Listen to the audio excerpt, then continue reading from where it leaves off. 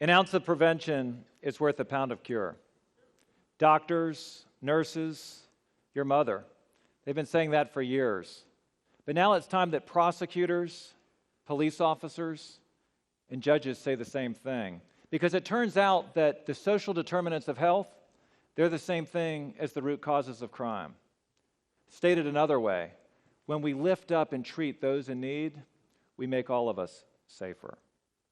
You know, water shapes this region, the mighty Atlantic Ocean to the east, the Cape Fear River to the west, and it's also shaped my thinking. And there's two stories I want to share with you that come from the water. There was a man drowning in the Cape Fear River in downtown Wilmington, and first responders came in an attempt to rescue him. And as they dove in to help, they started seeing more people floating down this same river. The natural response was to jump in and have more first responders to help, but the problem only grew and so did the response. And that's when one enterprising first responder decided to walk upstream to see where the problem was coming from. She came upon a bridge that people were trying to cross, but there was a hole in the middle. And simply by repairing the bridge, she stopped the people from falling in. For the last 20 years, I've been giving victims a voice at the courthouse. I speak for the dead in murder trials. I'm the conscience for this community anytime a crime occurs. And what I can tell you is, through this job, I get to meet everyone. We have 5,000 felonies and 20,000 misdemeanors in my district every year. That's on top of 50,000 traffic tickets. In fact, some of you look familiar. But I don't wait for you to come to the courthouse to go out and meet you. I speak to about 10,000 students every year in schools. I believe it's important to have an adult conversation with them about choices and consequences before they have a right to remain silent. But here's what I have found by doing all of those things. The problems we have at the courthouse are bigger than we can solve alone, and you've been doing incredible work in this community. In fact, I give every one of my 50 employees 2 hours off each week to go volunteer in the community, to proactively prevent the crime that we see, to go upstream. But you know, it's just not enough, even with the successes we've enjoyed. And check out this number. Over the last 20 years, we've reduced violent crime by 65% in this region. 65%. It's at the lowest levels of recorded history, according to our chief and our sheriff. It's never been safer to be in the port city than right now. So why aren't you cheering? I'll tell you why. Because there's profound issues that we're confronting, and we know what they are. The opioid epidemic, if there was ever a public safety issue in need of a public health solution, that would qualify. We're losing 130 people a day to heroin and fentanyl in this country. That translates to about 1 per week overdosing in my district. Statistically, we know of this about our babies. 5 years ago, there were 37 children born addicted at New Hanover Regional Medical Center. Last year, 135. In our family treatment courts, where we look at DSS placements into foster care when these families can no longer take care of themselves. 2 years ago, 140 forced placements of these children into other homes. Last year, 285. And then there's the gang violence, the seemingly never-ending downward spiral of retribution and retaliation as today's victim becomes tomorrow's defendant. And they look a whole lot alike, by the way. Drive-by shootings, 30 murder cases last year. What can we do? Well, about a decade ago, we got involved with something called crime mapping. That's where we decided to geographically isolate where most of this crime was coming from. We didn't pick the area, it picked us. We looked at shot spotter data, literally listening to where gunshots were coming, but also police reports and even unreported medical interventions that were happening at the hospital. We found that it was in a place of crushing poverty around public housing, and all the rest of the open-air drug transactions and violent crime that you can think of was right there. So we drew a big zone around it and called it the Youth Enrichment Zone, and we patterned it after the Harlem Children's Zone that maybe many of you have heard about. And then we got to work. We decided to go under the roofs of the children living in this place to learn a little bit more about what their day looked like. We visited 87 homes where there were 253 children living there, a total of 4 fathers. You know, when kids lack structure at home, they find it in each other, and that's called a gang. So what do we do with the kids that are falling through the cracks in the bridge, to say nothing of the mentally ill and the drug addicted? Well, for years, our response was to have that pound of cure called a prison cell. We got really good at that. In our country, we have 5% of the world's population and 25% of the Earth's prisoners. Let me repeat that in case you missed it. In America, we have 5% of the world's population and 25% of the Earth's prisoners. And that old cliche about lock them up and throw away the key doesn't work. 98% of the people that we're putting in prison are getting out, and they're not getting out better. In fact, 66% of them are back in that jail cell within 3 years under the current rates of recidivism. We have to do something else. So if we don't need to be building more prisons, what do we need to be building? It turns out it's community. Because community is also a structure. I've heard it read and seen that it's the structure for belonging. And in our community, to go out now to the Atlantic beach, I'm inspired by a starfish to show you about the structure of our community. You know, the starfish is one of the healthiest creatures on the planet because when it breaks off an arm, it has the ability to regenerate itself. I almost never see healthy people at the courthouse. I'm referring now not just to individual mind, body, and spirit, to be sure that's included, but also people with healthy relationships among and between each other. We need to focus on health. Only about 8% of us visit the hospital on any given year, and usually that's in a traumatic event, but 100% of us need to be worried about wellness. Now, emanating out from the center of this starfish are the 5 arms of outreach. They're the 5 things that we can do to lovingly embrace the people who are falling through those cracks. They're the 5 things that give belonging and structure to the people who I'm talking about. And they exist not just here in my district, but in any place in our country. Let's talk about who those groups are and what we're doing about it in the time I've been district attorney. First, of course, there's the government. The government has a real role here in terms of public safety. You know, about 5 years ago, I created a group called Law Enforcement Leaders to Reduce Crime and Incarceration. And actually, you can do both. I went up to Washington, D.C. with other leaders from around our country to call our nation to a higher purpose and met with President Obama and said, look at the example of what we've done here in North Carolina. While these crime rates have continued to plunge, we've closed 11 prisons. We've reduced the prison population by 10%. That's 4,000 people. To be sure, we want habitual felons, the drug traffickers, the violent criminals, rapists, murderers, armed robbers, child molesters. Of course we want them in prison, but not people who are mentally ill, not people who are drug addicted. We need to reinvest that money into their treatment that we save in incarceration. And that's what we've been doing, not just here in Wilmington, but throughout North Carolina, and it's working. Next, we need to focus on nonprofits. That's a great arm of the starfish. In that youth enrichment zone I mentioned, we created a nonprofit called the Blue Ribbon Commission on the Prevention of Youth Violence.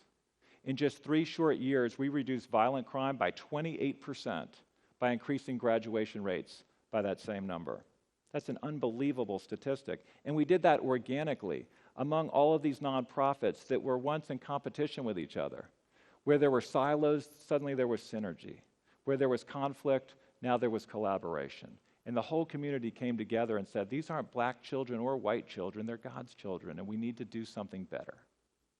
Next, of course, is the business community and the schools. And at first I want to focus on the schools because our children belong there and our adults belong in jobs. Fully 70% of the people in prison in my local jail, they're high school dropouts. So keeping them in school is everything. In that youth enrichment zone, when a school closed down that actually Michael Jordan graduated from, DC Virgo, we reopened it. We reopened it as a school of excellence. Every child received not just a uniform, but a laptop, an extended school day, and a free lunch. Their grandmothers who were raising them got involved and made sure that they had a safe place to go. And in just the first year, out of the 42 schools in the public system, number 1 in the district for attendance rate, 98%. That's an unbelievable thing. Because when you give a kid a good place to go to school and a safe place to learn, they'll respond. Next, as I said, is the business community, because the adults in our community understand that crime is bad for business. And the business leaders in particular understand that the street has always been an equal opportunity employer. I met with 100 CEOs behind the scenes and said, hire just one person who's justice involved, because we have created a permanent underclass in this country. The scarlet letter F for felony or M for misdemeanor, we have to do better by them if we're going to welcome them all the way back. We created something called hometown hires. That was 5 years ago, and in that time, 500 people have been placed into careers. Over these next 5 years, we're going to place another 1,000. Nothing stops a bullet quicker than a good-paying job. And then finally, the faith-based community got involved. They know that justice means more than punishing the wicked. It means lifting up the poor and the oppressed. When the old jail closed down right next to the courthouse and moved to the suburbs, leaving an empty shell, these different houses of faith pooled their resources and said, let's put our faith into work. They got together and they brought in different groups to work on things from human trafficking to domestic violence. Our drug treatment court was run out of there. This place of incarceration became a place of transformation, treating the whole individual and the whole family unit. And so all of these things are something to celebrate. They are working. That's why the crime rate is dropping, and it's thanks to all of you in this room. So why do we still have people falling through that hole that I talked about in our bridge? I think it's because we lost sight of the center. We've lost sight of health. You know, doctors and lawyers have long worked together in my profession to solve cases and prove them beyond a reasonable doubt. This man who I just convicted of a triple homicide yesterday, we solved it through DNA. And the certainty of science can not only help us solve these cases, it can actually predict who we're going to see in the criminal justice system and whose funeral we're going to attend if we do nothing. Here's how it works. You know, at hospitals, they used to ask questions like your family history related to diabetes or to heart disease or to cancer. But a few years ago, some enterprising doctors took what turned out to be 17,000 patients and started taking a different family history, these social determinants of health. They created this thing called the ACE score. That stands for Adverse Childhood Experiences, ACE. There's 10 questions, and the answers to those questions will have profound implications in a child's life. Here they are. Are your parents divorced? Is one of them incarcerated? Have you been witnessing domestic violence under the roof of your home? How about drug use? Are you neglected? Have you been getting abused mentally or physically or sexually? A child who answers 4 or more of those questions yes has a lot of challenges ahead. 70% greater likelihood of coming down to the courthouse where I work as a defendant or as a victim in a violent crime one day. 62% of our IV drug users here in my community and yours answered 4 or more questions yes. And when trauma is not just an event, but it's a daily process, it quite literally changes the body chemistry and the brain chemistry. Ischemic heart disease, diabetes, teen pregnancy, depression, suicide. Over a lifetime, a kid who answers 4 of those questions yes has a 20-year less life expectancy than everyone else. They're the ones falling through our bridge. So what can we do? Well, here's the really good news. The good news is that kids are not washed up at age 8. The clay is not hardened at age 12. Kids are resilient. They can bounce back. We can change the arc of their future. In fact, I encourage every justice official in this room and those watching now to watch Resilience, the movie that discusses ACE scores and how you can apply it in your courthouse too. But I'll say this about these efforts. It requires all of us. Because if we identify these kids now, we can still find them and buffer them and make them better and healthy moving forward. Which brings me to the second story from the water. There was a little child. He was running down the beach, saving starfish as quickly as he could. They were literally dying on dry land. They were baking in the sun and they needed to be returned to the water. And so he set about that task with a fierce sense of urgency. And as he tossed these fish into the water, and a wiser old adult came and said, "What are you doing?" And he said, "I'm saving starfish." He said, but look, the sun is so hot, the water has receded. There's so many out before you. You can't possibly make a difference. That little child, without looking up, tossed the next starfish in and said, it mattered to that one. You know, statistics in Washington, they have names in Wilmington. I've met them. I've told their stories now, their true stories, in a courtroom for 2 decades. These bridge work that we all need to be engaging in right now, I have 3 challenges for you. The first is that we need to do everything we can to get these kids universally assessed starting in the 1st grade. I call for every child in New Hanover and Pender Counties to be universally assessed for ACE scores right now so that we can know which kids need our resources and need our 5 arms of support to reach out and take care of them. Second, yeah, you bet.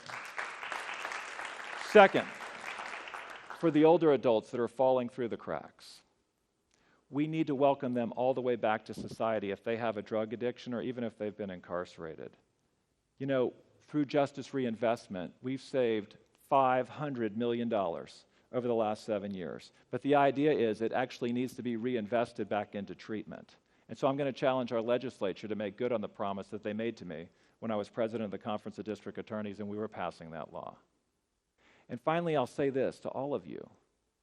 You know, this is not new. It's not novel.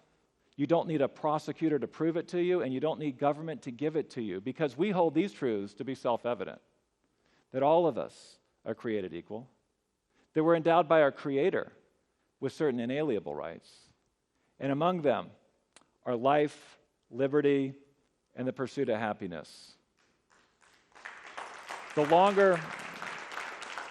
The longer I do this job, what I realize is the way to protect life and secure the blessings of liberty is to make sure that everyone gets to pursue happiness. That means great schools for kids. It means better jobs for adults.